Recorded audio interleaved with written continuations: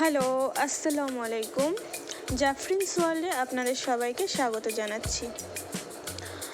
আজকে আমি রান্না করছি ডিম ভুনা। আজকের ব্লগটি এবং রান্নাটি শুরু করা যাক। শুরু হলো আমার সকাল। Good morning. এখানে আছে আমার দুজন প্রিয় বন্ধু, মানে আমার অ্যাকোয়ারিয়ামে দুটা মাছ আছে। এদের খাবার দিয়ে আমার সকালটা শুরু হয়। ওদের খাবার দিয়ে দিলাম। আমার অ্যাকোয়ারিয়াম হচ্ছে দুটো, এটা বড়টা, আরও একটা আছে ছোট, সেটা খাবার টেবিলে রেখেছি। এখানে আমার ছোট্ট অ্যাকোয়ারিয়ামটা, এখানেও দুটো মাছ আছে, ওদের খাবার দিয়ে আমার সকালটা শুরু হয়। দুটো মাছকে 7-8টা দানা দিলেই হয়ে যায়। তারপর ইয়াসার বাবাকে দিয়ে দিলাম সকালের নাস্তা, রুটি, আলু ভাজা, গ্রিন টি দিয়ে দিলাম। সকালে রুটি, আলু ভাজি, গ্রিন টি এগুলো দিয়ে সকালটা আমাদের শুরু হয়। তারপর লেগে যায় রান্নাবান্নার কাজে।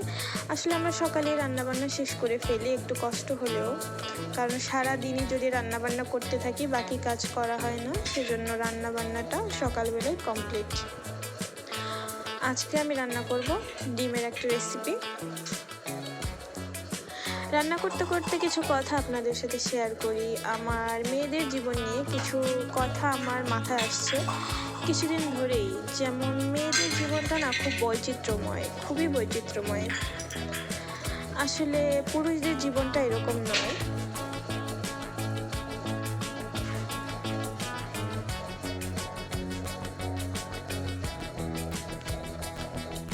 আমি মেয়েদের জীবনে যেরকম বৈচিত্র্য খুঁজে পাই, ছেলেদের জীবনে আমি সেরকম বৈচিত্র্য খুঁজে পাই না। মেয়েদের জীবনে অনন্য রঙের রঙ, আবার একই সঙ্গে তা ত্যাগ এবং কষ্ট ভরা। জন্মের পর থেকেই একটি মেয়ে সমাজের নানা নিয়ম, আশা ও দায়িত্বের ভেতর দিয়ে বড় হয়। এগুলো আমার মনে হয় আপনাদেরও এগুলোই মনে হবে। ছোটবেলায় সে হয় বাবার আদরের মেয়ে, মায়ের পরম যত্নে বড় হয়, কিন্তু ধীরে ধীরে সে বুঝতে শেখে তার জীবনের সব সময় সহজ হয় না। শৈশবের মেয়েরা হাসি খুশি থাকে, স্বপ্নে ভরা, কিন্তু বড় হওয়ার সঙ্গে সঙ্গে তার জীবন বদলে যায়। সমাজের চোখে, পরিবারের চিন্তায় এক অদৃশ্য সীমারেখা তৈরি হয় তার চারপাশে। একদিন পড়াশোনা ও স্বপ্ন, অন্যদিকে সংসারের প্রত্যাশা, এই দুয়ের মাঝে মেয়েরা প্রতিনিয়ত লড়াই করে। বিয়ের পরে মেয়েদের জীবনে নতুন এক অধ্যায় শুরু হয়। তখন সে শুধু মেয়ে নয়, একজনের স্ত্রী, একজন পরিবারের সদস্য, পরে একজন মা হয়। নতুন সংসারে তাকে মানিয়ে নিতে হয় শত নিয়ম, শত দায়িত্ব নিয়ে। নিজের ইচ্ছা, শখ, ভালো মন্দ সব কিছুই দিয়ে দিতে হয় বিসর্জন। তবে সব কষ্টের মাঝেও মেয়েরা খুঁজে নেয় সুখের ছোট ছোট মুহূর্ত। সন্তানের হাসি, স্বামীর ভালোবাসা বা পরিবারের প্রশংসা, এই সামান্য জিনিসগুলোই কিন্তু মেয়েদের জীবনের সবচেয়ে বড় পাওয়া। তারা জীবনের সুখ ত্যাগ করে অন্যের মুখে হাসি ফোটায়, আবার সেখান থেকে খুঁজে নেয় জীবনের অর্থ। আজকের যুগে অনেক মেয়ে নিজেকে বদলে নিচ্ছে। তারা পড়াশোনা করছে, চাকরি করছে, সমাজে নিজের জায়গা করে নিচ্ছে। তারা প্রমাণ করছে মেয়েরা দুর্বল নয়। মেয়ে মানে শক্তি, মেয়ে মানে সাহস, মেয়ে মানে ভালোবাসার প্রতীক। মেয়েদের জীবনে সুখ দুঃখ যেন এক নদীর মতো, কখনো শান্ত, কখনো উত্তাল, কিন্তু এই নদী জীবনকে বয়ে নিয়ে যায়। তাই আমাদের উচিত প্রতিটি মেয়েদের স্বপ্ন, স্বাধীনতাকে সম্মান দেওয়া, যাতে তারা তাদের জীবনে সত্যিকারের সুখটা খুঁজে পায়।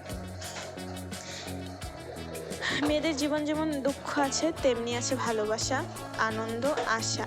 তারা পৃথিবীর সৌন্দর্য, জীবনের আলো। তাই প্রতিটি মেয়ের জীবনে যেন হাসি ও সম্মান থাকে, এই হোক আমাদের সকলের প্রতিজ্ঞা। ঠিক এই কথাগুলোই আমি গুছিয়ে বললাম। অনেক দিন ধরেই মেয়েদের জীবন নিয়ে, মেয়েদের ছোট থেকে বড় হওয়া, বৃদ্ধ হওয়া নিয়ে নানা কিছুই ভাবছিলাম। তারপরে এই লাইনগুলো মাথায় আসলো যে মেয়েদের জীবনটাকে কিভাবে ডিসক্রাইব করা যায়, খুব সহজেই গুছিয়ে কিভাবে বলা যায়। আমার মনে হলো এভাবে বলা যায়, তো সেটাই আপনাদের সাথে শেয়ার করলাম। কথাগুলো যদি আপনাদের ভালো লেগে থাকে কমেন্ট করে অবশ্যই জানাবেন। আপনারা কী ভাবেন, মেয়েদের জীবন কি আসলেই বৈচিত্র্যময়? আমি যে কথাগুলো বললাম তার সাথে কি আপনাদের কোনো মিল আছে বা অমিল খুঁজে পান, তাহলে অবশ্যই জানাবেন, কমেন্ট করে জানাবেন। আপনাদের সাথে কথা বলতে বলতে আমাদের রান্না প্রায় শেষের দিকে চলে এসেছে। আমি ডিম ভুনা করেছি, আর ডিম ভুনায় আমি সবসময় একটা এলাচ আর একটা দারচিনি দিয়ে থাকি আর একটা তেজপাতা দিয়ে থাকি। এতে আমার মনে হয় কি ডিমের একটা আলাদাই টেস্ট পাওয়া যায়। আর ডিম ভুনায় যদি অবশ্যই আপনাদের ঘরে টমেটো থাকে, বেশি করে টমেটো কুচি করে দিবেন। আর ডিম ভুনায় অবশ্যই বেশি করে পেঁয়াজ কুচি দিবেন। ডিম ভুনায় আলু দিবেন না। এটা আমার ব্যক্তিগত চয়েস, আপনারা দিলেও দিতে পারেন। ডিম ভুনায় আলু দিলে ভালো লাগে না, একটু ভুনাই ভালো লাগে। বেশ তেলে ভাব আসবে, সেটাই খেতে ভালো লাগে ডিম ভুনায়। বেশি করে পেঁয়াজ দিয়ে আমি একটা এলাচ দারচিনি দিয়ে পেঁয়াজটা টেলে নিচ্ছি।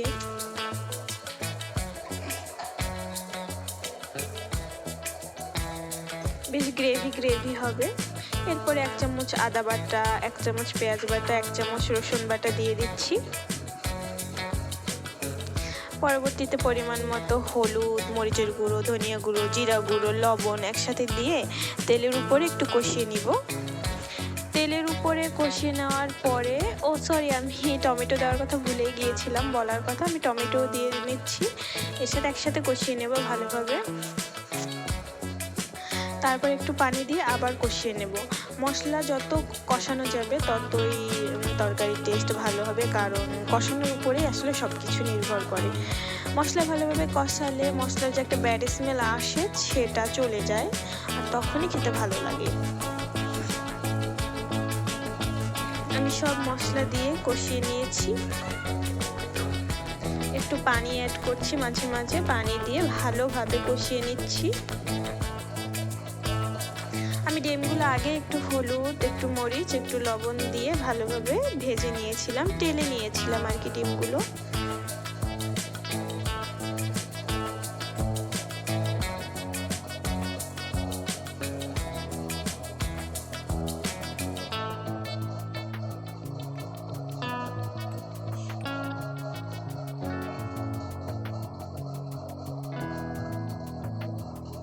আমাদের রান্নাঘরটা পুরোটা টাইলস করা না, রান্নাঘরের কিছু অংশে টাইলস করা, কিছু অংশে টাইলস করা না। এজন্য যতই পরিষ্কার করি না কেন একটা কালো দাগ থেকে যায়, এজন্য মনে হয় যেন নোংরা, আসলে সেটা নয়।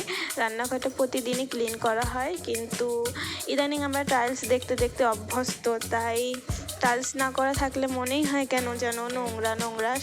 আসলে এটা নয়, আমরা প্রতিদিনই কিচেনটা আমি পরিষ্কার করি।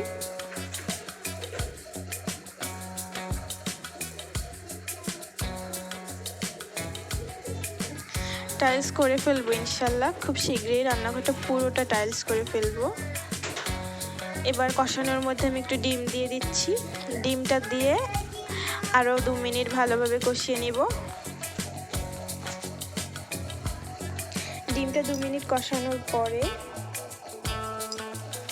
অল্প একটু পানি দিয়ে দিব। পানি দিয়ে ভালোভাবে 2 মিনিট রান্না করে নিব।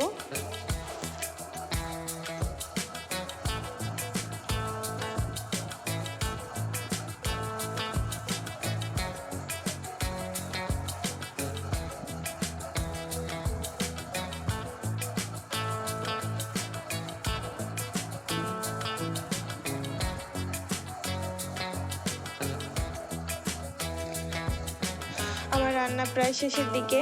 আমার রান্না যদি আপনাদের ভালো লেগে থাকে তাহলে অবশ্যই আমার চ্যানেলটি সাবস্ক্রাইব করবেন। ভিডিওটিতে কমেন্ট করে জানাবেন কেমন লাগলো, একটি লাইক দিয়ে দিবেন ভিডিওটিতে। আমি শেষে একটু টালা জিরা দিয়ে ডিমটা উঠিয়ে নিব। টালা জিরায় একটা আলাদা ফ্লেভার আসে। পরবর্তীতে নতুন কোনো রেসিপি নিয়ে আসবো। আপনারা ভালো থাকবেন। আল্লাহ হাফেজ।